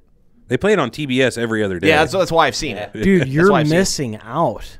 These are good I'm films. not saying they're not good. I'm just saying I've not watched anything that The Rock has starred in. These aren't shitty like the Marine from Right, John again- Cena again, or I'm- anything. Just, Right. Again, I'm you know what not I mean? saying I've not purposely watched like them. I the just Are you saying you've like been avoiding them? Purposefully? are you listening to what I'm saying? Yes, Purposefully. that's the joke. You know what else is good? 12 Rounds is good. I never watched that. Was that any good? I thought so. Was it? I thought The Marine was good, too. Okay. Correction. I have watched 12 rounds. Thank you. That's Cena though, right? Yeah. Yeah. Still a wrestler. Yeah, Yeah. no, true. I did forget about that one. I have watched that, Plus, and it was actually good. I liked thought it. you said your favorite movie ever was Knucklehead with The Big Show. Wait, I thought Knucklehead was Triple H. No, whatever. I don't know. I really don't know either. what was the one where like Triple H is on the poster? He's like on a school bus or something. Dude, I have no idea. Okay. Anyway. No idea. Anyway. You've The never Rock- seen The Scorpion King? Or Mummy 2? Scorpion King I did not watch just because I didn't think it looked good. Oh, it was trash. It was mediocre. Yeah. Okay, trash probably, but The Mummy I only watched parts of it, but he didn't star in that movie. Like he wasn't That's he fair. wasn't the main. That's fair. no, that's Brendan Fraser and the Yeah. English Fraser, one. yeah. You've never seen Skyscraper, Rampage, was horrible. Jumanji, Baywatch, Hercules, San Andreas. Wait. Never watched San Andreas. Time out. Rampage. I did watch that. Rampage is one. good. Rampage is good. Was it good? I have seen that one. Real good. I'll have to check that Totally, out. I totally forgot about that one. Do Okay. not, under any circumstances, watch San Andreas. It is top 1 worst movie ever. I mean, it's bad. Oh. I couldn't handle it. I had You've to never stop. seen Strong words. You've never seen a horrible Fast and Furious with The Rock. Oh, those were bad. Fast Not- 5, not Fast to 7. I haven't watched those either. I didn't watch any Fast and Furious past the third one. Keep it pure. I like it. Should have stopped at the second one then to keep it pure. Actually, the first one. I think that's why I stopped because the third one was awful. Tokyo Drift. I thought that was the fourth one. That was the third Maybe it one. was the third one. Okay. It's very upsetting. But you know what? Somehow we're going to push through. We'll all live. But the public speaking thing, this video is on our YouTube. It's youtube.com/the Three Horsemen. And the big one was the one at UConn. And his big quote that came out of that was, "Queering doesn't make the world work." Dude, he went Oh, he's a on- bigot. Oh, my God. Don't tell me. Stop right there. Don't ruin him for me. please. Oh, he's gonna ruin. How it you think for I've had to go through it with Do it. Road Warrior Animal? Do it. Everybody's been torn down. No, dude, he said shit that just was Bad, huh? awful. He was speaking to a Republican group at University of Connecticut, and basically the Democrat kids showed up and just catcalled him. They fucked with him the entire time. Good. He was screaming in this rant of his that I don't know. See, and it's terrible. I can't remember any of the other quotes, but it's obviously our most commented and our most watched video, obviously, because it was so controversial at the time. Now I could see people just going, "Oh, hey, that's normal." Here's a. And how they think it had to begin with. Because let's be honest with one another. There are plenty of people, some of you know people, who live by a mongrel philosophy of life. They're winging it. They don't have a clue. Day by day, it changes for them. Whatever works. They don't think about the consequences. They just go on. They make their choices on that basis. What works for me immediately now? There are no long-term goals, no long-range goals. This was him just yelling for an hour. Yeah, I don't know that. I don't know if I want to watch that, man. You know, because I feel like it's really gonna fucking just destroy who I thought he was. Hey, but you know what? what I mean? It shows he can put together coherent sentences. It's true. I'm just throwing that out there. Call this coherent. Well, yeah, Have you ever watched this? yeah. It's not. It was a joke. It's not a Warrior promo. It's not. He's not taking you on a plane. Yeah, see, if I had to describe this with one word, I would say disturbing. But now, that type of shit is what's, It's common now. yes, it's actually what's running our country. No, okay, I'm staying away. Anyway, this fucker did this, and he had more than one of these. And people were just booing him out of places. They were telling him they didn't want him to come back. It was too much. People were pissed. What was he initially there to speak on? Just to give his philosophy in life. He was just. Oh, okay. So he was just motivational speaking, huh? I've had success here. Here's what you should do. If type shit. you want to call it motivation, like he said, he told a woman that was asking a question, or a girl in college was asking. He said, "Don't have an orgasm on me, honey." Oh my God. Yeah, he was billed wherever he went as a conservative speaker / cocksucker. commentator. Sorry, I was trying to finish. I don't think UConn is gonna put that on their website. we finish each other's sandwiches. If I'm wrong and you correct me, I will defer and I will say I was wrong. Now, I'm going to have the right idea about it because you straightened me out. But in a lot of things that I'm going to talk about here, I can't find any good stuff. This is what it turned into, just people fucking yelling at him. You kiss another man, you can do it right here.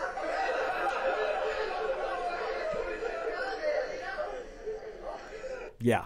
So that was his public speaking career. Motivational speaker. You can kiss another man, you can do it right here. But queering doesn't make the world work. Oh man, that's bad. Yeah, in quotes, warrior. I want to make sure. Yeah, he changed his fucking name, by the way, Yeah. to Warrior. Let's dissect that. Not only that, but his kids have to continue living on with that as their surname, Warrior. Dana Warrior. You know what I mean? Like, you want to fuck yourself up in your name? That's fine. Change your fucking name. Now your kids have to have. What's your last name? Warrior. Yeah. Really? And you live in Arizona. How'd you get that? Boy, that takes away all the stereotypes out of that state. Yeah. Moved to Florida. But this all leads to the self-destruction of the Ultimate Warrior DVD. I mean, anybody got any thoughts on that? I have not seen it. Who produced it? WWE. Oh. He sued him over it too. Oh, yeah. It got thrown out, but It was just an hour of them shitting all over him. the best stuff was like from Triple H, who really had like the one match run with him. It was like a tail end of his career. I don't know. I just found like, what the fuck you know, Trips? You're here because Vince said so. Arizona judge dismissed that lawsuit about the DVD too, so bummer for him. Yeah, it set him and Hogan back a few years because Hogan said he was basically not a good guy. Whatever. Not for us. What are your thoughts? Excuse me. What do you think about a company that puts out a DVD about smear you that campaign? basically just says, fuck this guy? Well, What's that say about him? my thought is it's years and years after that, whenever WWE and Warrior reconciled things, it's like, how do you reconcile with somebody that you, like you said, literally just crapped on for an hour and a half and made money. doing it? Money fixes everything. Okay, but So what's that say about your convictions? Then? right. It's like you've got You think they care? I mean, they're playing characters. I mean, really, you're asking me to come do an acting job for money. To me, you've got this guy that's doing these promotional speaking things, and he's comes off as someone that's like, oh, you know, Right. you're not going to buy me, blah, blah, blah. I know he didn't say that, but that's just kind of his shtick. That's how he comes off. But then years later, you know, like you said, McMahon paid him X amount of dollars, and it's like, welcome back. We're good now. He was going to be basically an ambassador around the world for WWE. That guy. Linda McMahon inducts him into the Hall of Fame. We know where Linda's at now. Don't think this didn't enter into everything. This is 2014 that all this shit goes down. He's brought back, and he's having specials all over the network. He does his induction. He's on Raw Monday night, giving the thing about I can't even remember the wording, but basically references his own death. And then he's flying back to Arizona, and that's it. He's done. What's really weird, though, too, is of all places, I found out about his death on ESPN. I don't remember where I found out about it. Oh, either. I think I just heard it the next morning. It wasn't one of those, like, you'll remember where you were when you heard the Ultimate Warrior died. It wasn't like that. Well, I remember I was out of town visiting my parents, and at the time, like, we went to see my grandma because my kids are, they're big on the grandparents, which as any kid should be. Anyway, fast forward, I'm just trying to find something on TV, flipping through, and I see something about the Warrior, like a little ticker thing on the bottom, and I didn't get to read all of it, so I waited till it came back to that, and that's how I found out that, it said, 2 days after his Hall of Fame induction or whatever it was, or 3 days, Ultimate Warrior passes away at the age of whatever he was. I want to say I read it on Twitter. Who knows? So, no, but I just remember reading that. It's like, that can't be right. Like it's like you can't even write that stuff. What with the induction and then the Raw appearance, and then that happens the next day? Yeah. It is odd. What do you think about the Warrior Award? What was the Warrior Award? What is the Warrior Award? What is the Warrior Award? Good question. I'll have to Google it. Nobody's really been able to narrow it down to what it's supposed to be. Because what he talked about in his speech is not at all what it is. During his April 2014 Hall of Fame speech, shortly before his death, Warrior proposed that the Jimmy Miranda Award, quote unquote, should be created to honor WWE's behind-the-scenes employees. Miranda, who died in 2002, was part of the WWE merchandise department for more than 20 years. In 2015, they introduced the Warrior Award for those who have, quote unquote, exhibited unwavering strength and perseverance, and who lives life with the courage and the compassion that embodies the indomitable spirit of the Ultimate Warrior, unquote. The Warriors Hall I of Fame. don't fucking get it. I just don't get everybody's love affair with this guy, but We just recreated that DVD this hour. This is the Ultimate Warrior Super Show, and we just like the destruction of the Ultimate Warrior. I'm sorry, but No, fuck it, man. It is what it is. It's opinion, and this is ours. yeah, So, no apology coming from me, I'll tell you that. definitely not for me. Yeah, that's the one thing, oddly enough, of everything we've talked about his career, his matches, that the thing that makes no sense to me is this Warrior Award. Why would you give out an award describing what I just read and somehow associate that with the Ultimate Warrior? I can't believe that the way the internet works and the way they dig up shit, that they haven't, torn this thing to pieces and gotten rid of it. Well, yeah, because what were they trying to do with Fabulous Moolah fairly recently, and then they nixed it because of her. The Battle Royal. But what was it supposed to be called? Like the Moolah. It's kind of like the Andre the Giant Memorial Battle Royal. So This was basically the just named Fabulous after Moolah. her. Yeah. Okay. So yeah, it's like. Then they realized that Fabulous Moolah basically treated all our girls like shit. Pimped them out.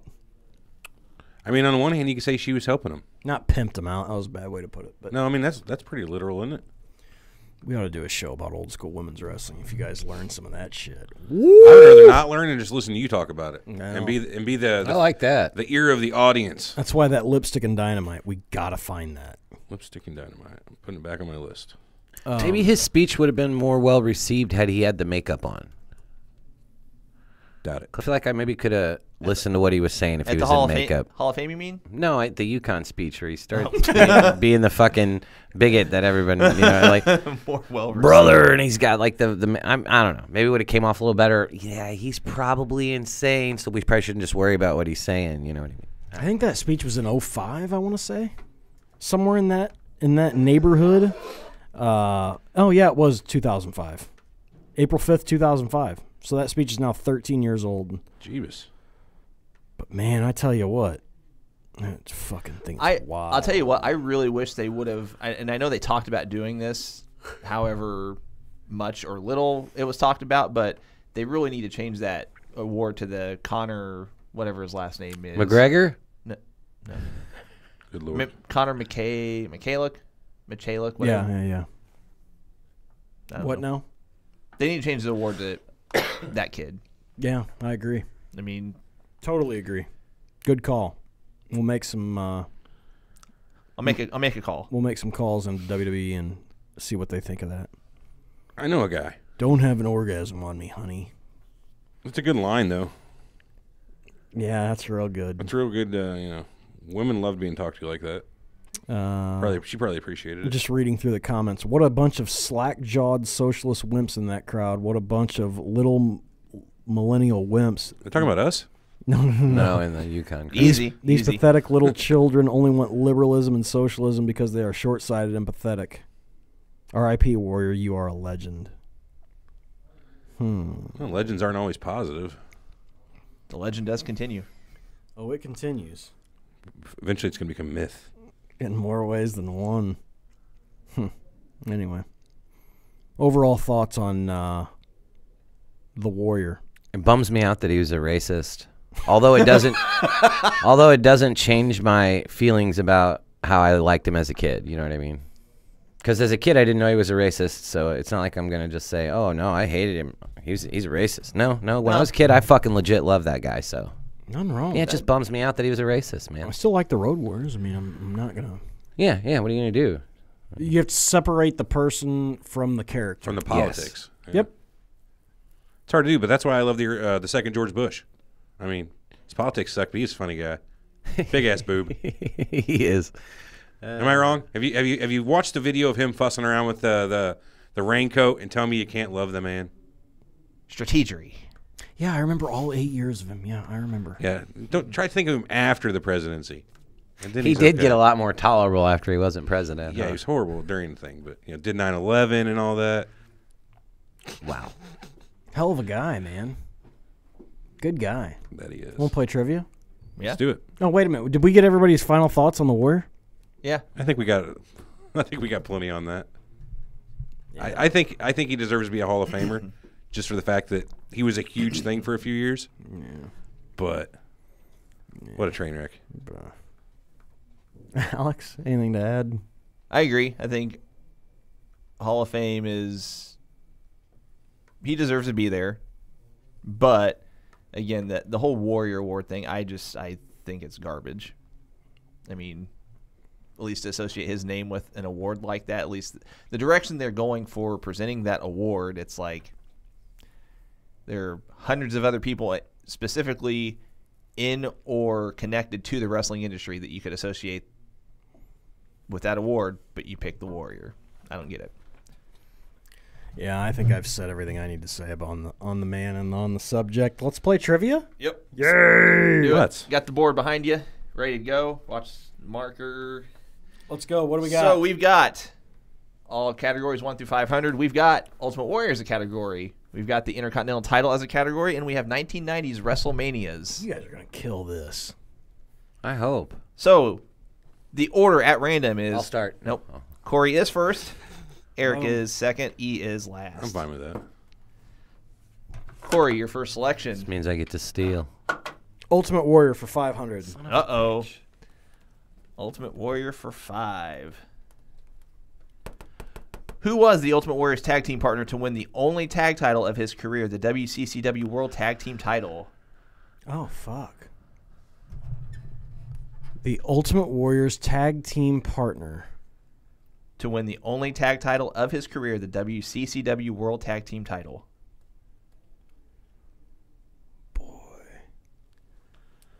Killer Tim Brooks? Incorrect. Damn it. Eric, for the steal. Guy had the same name as me. Huh? Von Erich? Do what now? Von Erich? Do I have to be more specific, or can you just take Von Erich? I need to be more, need you to be more Well, specific. son of a bitch. Plus, he's got him pulled up. He's not. What are you looking Carrie? He is. Carrie? at? Incorrect. Well, fuck. Yeah, let's go with Kevin. Incorrect. Yeah. Oh, Lance Von Erich, but he was not really a Von Erich. man. Kevin Vaughn. It's good stuff. Okay, Eric, your selection. Ultimate Warrior for 400. Ultimate Warrior for 400. He won the titles down there? Oh, Daily Double. Yeah, All right. but you don't have any money, so it's Oh, all of it then. so 400. Yeah. 400 for which one? Ultimate Warrior for 400. Got it. Okay. Give me 2 alternate names that the Ultimate Warrior went by early in his career. The Dingo Warrior and the name of the episode today. Blade Runner fucking shit. 10 seconds.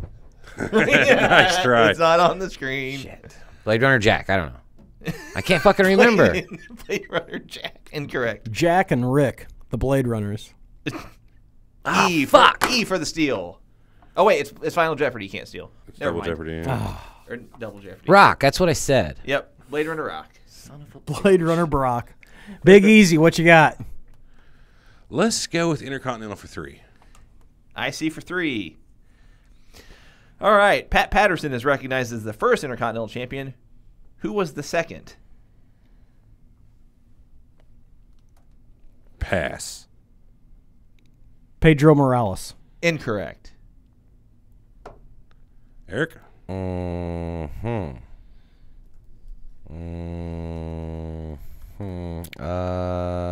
don't know. I have no idea. No guesses? No. Jack Briscoe. Good. At least that's effort, Yeah, man. that's fair. Incorrect. Kim Patera. Yeah, that's my second guess. Why would a heel beat a heel? Whatever. Stupid. I'm looking it up just to make sure I get my facts right. No, you got him right, I'm sure. Pat Patterson, Kim Patera, April 21st, 1980. Hey, my birthday. I'll be damned. Except 5 years prior. So, not your birthday. Let's do Intercontinental title for 500. IC for 500. I see. UP. No, it's going to be like 2009. Give me 3 of the top 5 wrestlers who have had the most combined days as Intercontinental Champion. 3 of the top 5. Okay, Honky Tonk Man. Yeah, it's an easy one there. Chris Jericho. And, boy, who had really long... Oh, this isn't single title runs. This is just the most combined days as Intercontinental Champion, factoring all reigns. Okay. Then we'll say Honky Tonk Man, Jericho, Okay. and Edge. Final answer. Final answer. Incorrect. Fuck me, man. I'm having a bad day. I'll say Honky Tonk Man, Jericho, and Bret Hart. Final answer. Yeah. Incorrect. Oh. Honky Tonk, Shawn Michaels. God damn it, that was it. Good one. Shawn Michaels. I'm going to go, I remember him holding it, too. this is probably wrong, Razor Ramon. Final answer. Yeah. Incorrect. Damn. We've got, in order, from most to least, Pedro Morales, Motherfucker. The Yeah, you should've got Miz, that. Wow. Really? Don Morocco, Honky Tonk Man, and Chico.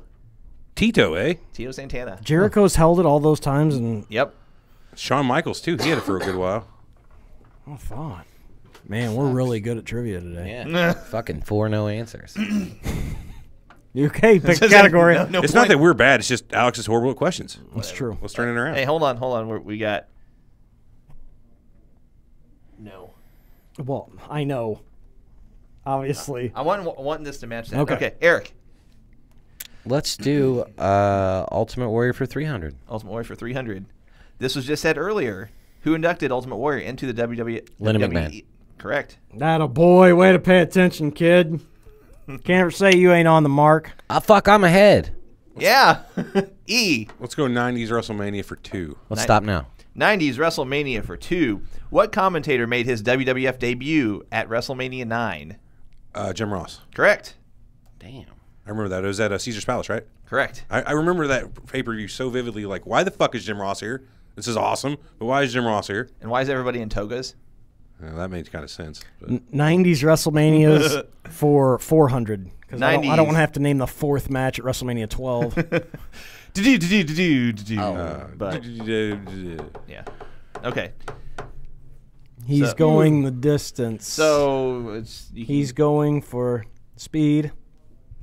huh? Go ahead. Okay. It's a terrible song from Okay. the early 2000s. Bret Hart defeated Steve Austin at WrestleMania 13. I need who was the special guest referee? And Ken what- Shamrock. And what was the match stipulation? Submission. Yep. 400 I'm on the board. on the board. Eric, your selection. Ultimate Warrior 200. Ultimate Warrior 200. Oh. Who did the Ultimate Warrior defeat at SummerSlam 1988 to win the Intercontinental title?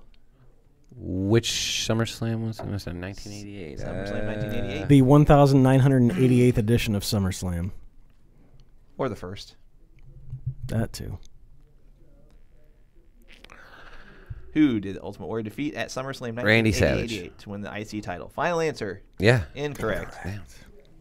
Big Easy. repeat the question. Who did the Ultimate Warrior defeat at? SummerSlam 1988 to win the Intercontinental title. Perfect. Final answer. Yep. Incorrect. I got I'm my shitty. long sideburns and Oh, my God damn hair it. That's when slicked he- back, that's when he- coming to your Yep. town in a pink Cadillac, Okay, just so a that honky-tonk man. was Eric's question. E, your selection, sir. Let's go Warrior for, well, the only one's left, yeah. Yep. At what event did Ultimate Warrior defeat Hulk Hogan to win the WWF title? WrestleMania 6. Correct. 100 for E. Let's go 90s WrestleManias for 300. 90s WrestleManias for 300. What two wrestlers participated in the blindfold match at WrestleMania 7? Jake Roberts and Rick the Model Martel. Yep.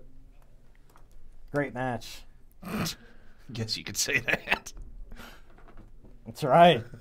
Jake Roberts doing the point. Those are the only two guys who can do a blindfold match. Roberts got to do it. Go ahead, Eric. 90s WrestleManias for 5. Oh, man. Okay. Demolition won the WWF Tag Team title at WrestleMania 6. I need to know who they defeated, what was the nickname of their tag team, and who managed them. Okay. At what was the date again? They defeated it. What? Demolition won the WWF Tag Team title at WrestleMania 6. Okay. Who did they defeat? So I need the names of the two Rock and Roll wrestlers. Express. The manager, their manager was what's the Asian guy? I don't know. Yeah, you know who I'm talking about. Fuji, Miss Fuji. Okay. And then their nicknames were the assholes. I have no idea. Assholes. Final answer. Yeah, of course. No, all right. Everett or E. Sorry, your Steel. Big Easy. Yeah, repeat the question one more time because you're not paying attention in between. Demolition won the WWF Tag Team title at WrestleMania 6. I need to WrestleMania 6, who'd they beat? I need to know the two WrestleMania 4. wrestlers. Huh? Did you say? WrestleMania 6. Gotcha. I need the names of the two wrestlers they defeated, the nickname of their tag team, and who was their manager. WrestleMania 6. WrestleMania 6. Demolition won the WWF Tag Team title. I need to know the names of the two Working it, wrestlers, working it. the name of their tag team, and who managed them. Yeah, dude, there's no way I'm going to know that. I don't know. No guess. No guess. At least Eric had a. Hey, eat shit. Andre the Giant and Haku, Bobby the Brain Heenan, Colossal Connection. Yep. Nice, dude. The Colossal Connection. That's right. I can't say I like the BDSM outfits that Demolition wears. They were awesome. Corey, Take those words out of your mouth. your pick. Intercontinental title for 200. Okay. What wrestler holds the record for the shortest reign as WWF/E Intercontinental Champion? The Mountie. Final answer. Final answer. Incorrect. Fuck. Sorry. Shit. Didn't mean to yell. The shortest reign is Intercontinental title? I don't know. Jake the Snake Roberts. Incorrect. E. Hacksaw Jim Duggan. No, he never won the Intercontinental belt. Says you. It was so short you didn't even know about it. Dean Douglas. Oh, he was awarded the belt and then got beat? Yeah, I would have never fucking remembered that. And that was a $200 question there, Alex. Shit. I thought you guys would Who'd have forget? Right. I thought somebody would have remembered that. Old Dean Douglas. What year I was give that? you an F for that question. That was 95. Oh. Okay, Eric, your pick. We got 100, No, 100, that was 400. Eric's pick. no, hold on. Hold Was on. it? It might have been. I don't remember. Or was it my pick? That was your That pick. was your pick. Yeah, Got that it. was your pick, yeah. My bad. 90s WrestleManias for 100. Alex. Who defeated The Rock for the WWF title at WrestleMania 15?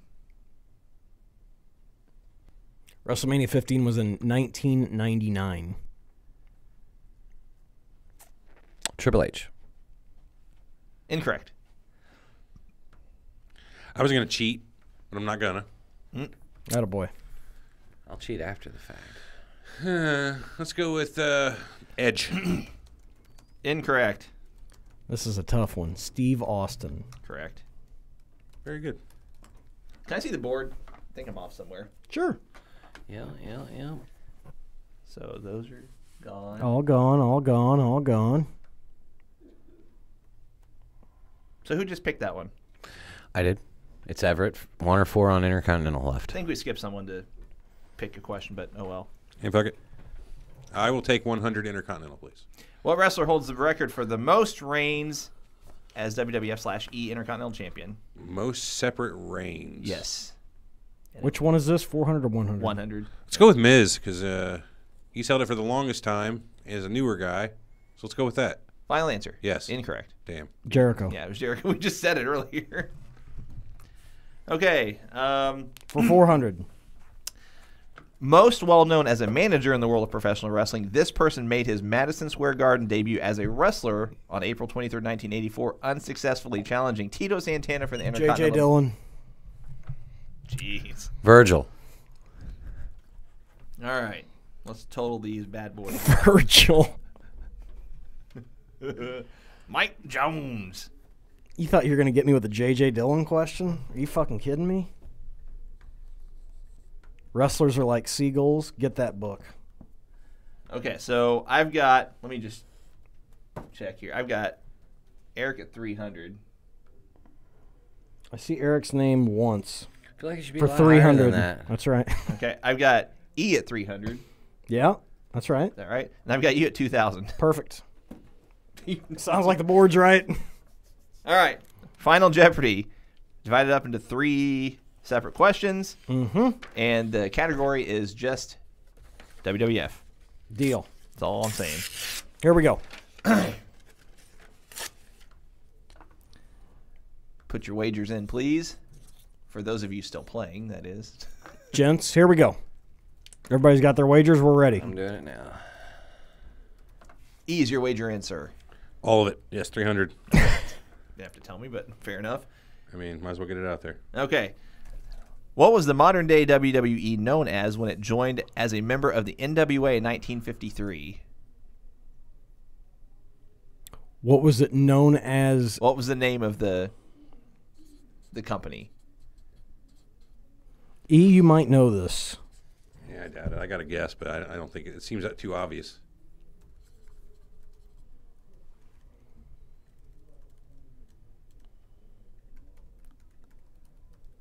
Are we ready? I'll give you my answer. Good. I bet 1,000. Okay. Capital Wrestling Corporation. Yep. Yeah. I didn't have it. Never mind. Okay, so minus 300 for E. Eric? Minus 300 for me as well. Okay. Well, I don't even want to tell you what I wrote down. oh no, you guys got to tell me your answers. I had the McMahon Wrestling promotion. That's not bad. It's I just said The MWP. WWF. huh? 3WF. WWF. Oh yeah, that's not a bad guess either. Nothing's wrong with that, E. Don't feel bad. I don't feel bad. Okay. I don't want this to ruin your day. No, I'm doing Okay. some other shit. Next question. Even though the game's over, we'll just keep. Yeah, going. we'll keep going. Plus or minus one, how many different commentators have announced at least one full WrestleMania event? Plus or minus one. Plus or minus one. That's oddly specific. I'm going to go with. Oh, wait a minute. Over or under one? Play-by-play or color, does it matter? No, it doesn't matter.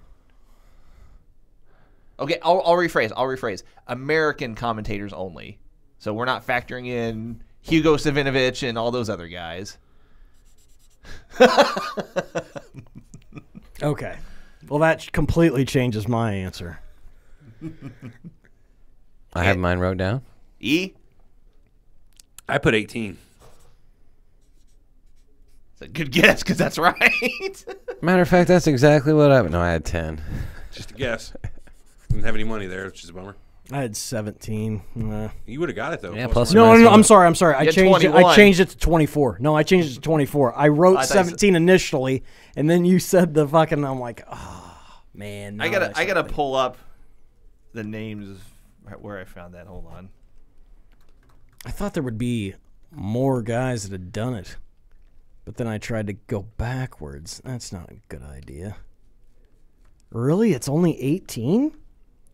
Gorilla Monsoon, Jesse Ventura, Vince McMahon, Bobby Heenan, Jim Ross, Randy Savage, Jerry Lawler, Michael Cole, Paul Heyman, Taz, JBL, Joey Styles, Jonathan Coachman, Matt Stryker, Byron Saxton, Tom Phillips, Corey Graves, David Otunga. Boy, it kind of drifts off there at the end. Oh yeah, sure does. All right, is that it? One more. Okay. Put your wagers in. Got it. Again, not that it matters, but I'll just ask the question. Who is the longest tenured employee of WWF/E? It's not an owner?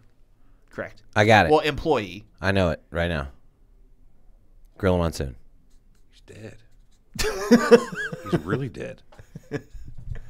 Yeah, but you said who was the longest? I mean, that's not a Is/was. Oh yeah, Gorilla Monsoon. Incorrect. Okay. Does Fink still work for him? Is that your answer? Yeah, I'll go Fink. That is correct. All right. Howard Nice. Finkel, Yep. the Finkster. Ray Finkel's house. I got 2 of the 3 right this time. I'm pretty proud of myself. Attaboy. But you went in with Nothing. I mean, that well. doesn't matter. If you it's all got the about first. numbers, You got for the first I mean, question wrong, so you had 0 to work Should have asked him with. in reverse order. Nice job, Alex. Jesus. Sorry. I still would have ended up with 0. What a dick. Either way. Okay. Good job today.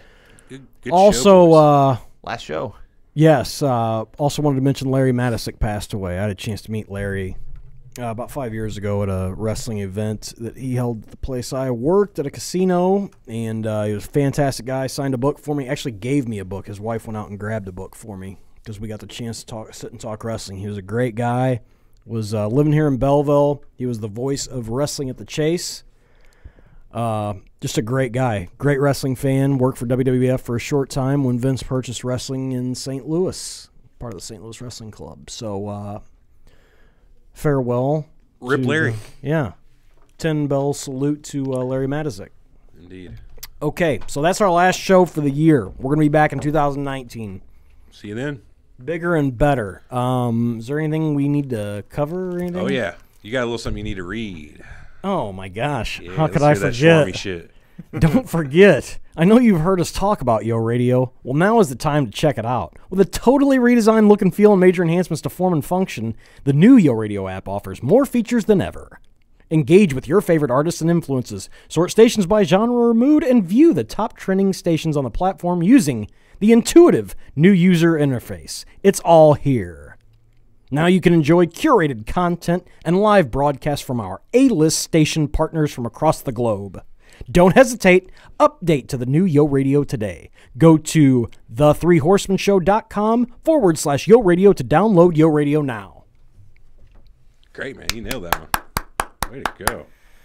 They don't call me radio person guy for They nothing. don't. That's true. Yeah, that does it. We've covered 6 months of the year, 5 months of the year, whatever. We got some work in. Yeah, definitely. Hits and misses along the way. We're going to take December off because we all have other jobs. Priorities. Yeah, that's a good word. Prioritars. Priorities. So, the Ultimate Warrior. Boy, we finished on a high note. That's kind of what I was thinking. It's like, do we really want to end on this one? But whatever. Maybe Alex and I will just come in here and free flow and just yell There you about go. old stuff one I day. complain, too, while you're at it. Just complain about stuff. We're not even going to do a Christmas edition. My favorite show we've ever done was when we were still doing the lineup thing, or the Not so fast? Not So Fast, and we just sat and talked wrestling for like 2 hours. Yeah. Free form, just whatever we wanted. I'd be fine with doing that sometime, too. Just whatever pops off our top of our head. Maybe we could just say we're planning on taking the rest of the year off, but if we pop in here, it'll be a surprise. Yeah, what are you going to do if we do, huh? We may give you a Christmas show. Sounds good. All right, guys. Great show. Catch you next time. For Alex, for Big Easy, for Eric, I'm Corey. T.O. is saying goodbye for 2018. We may see you around Christmas. No guarantees. But thanks for joining us. We'll talk to you again next year. See ya. I got last word this time. Every time. Every time. Brian's been taking him out, though, that son of a bitch. Have you got to him? No, I haven't said anything. That'd be funny, though.